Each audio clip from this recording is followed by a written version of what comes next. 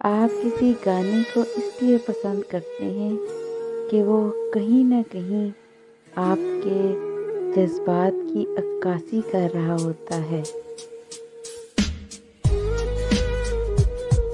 زیادہ سوچنا ہمارے ناخوش رہنے کی سب سے بڑی وجہ ہے۔ اچھے اور خوبصورت کھلے کپڑے پہننے سے آپ کی خود اعتمادی بڑھ جاتی ہے۔ 90% لوگ جو باتیں میسیجز پر کرتے ہیں وہ آپ کے سامنے نہیں کر پاتے۔ 15 منٹ ہنسنا جسم کے لیے اتنا فائدہ مند ہے جتنا 2 گھنٹے سونا۔ سونے سے پہلے جس آخری انسان کے بارے میں آپ سوچتے ہیں یا تو وہ آپ کی خوشی کی وجہ ہوتا ہے یا آپ کے دکھ کی وجہ۔ 82% لوگ وہ پسند کرتے ہیں جو ملنا تقریباً ناممکن ہوتا ہے۔ جھوٹ کثرت سے بولنے والے دوسروں کا جھوٹ پکڑ لینے میں بہت زیادہ ماہر ہوتے ہیں۔ ڈپریشن کے خاتمے کے لیے سگریٹ نوشی نہ کریں بلکہ ہلکی پھلکی ورزش کر لیں اور کچھ دیر پیدل چل لیں۔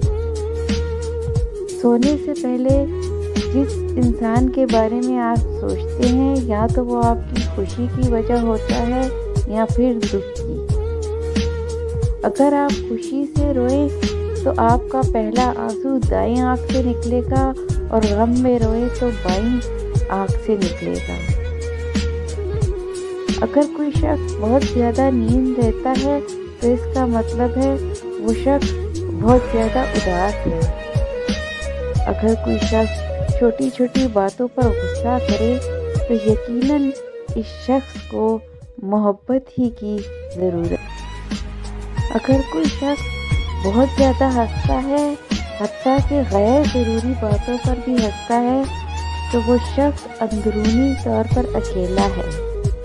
اگر کوئی شخص عجیب طریقے سے زیادہ کھائے تو اس کا مطلب ہے وہ شخص یقیناً ٹینشن میں ہے۔ اگر کوئی شخص چھوٹی چھوٹی چیزوں پر روئے تو وہ شخص معصوم اور نرم دل کا مالک ہوتا ہے۔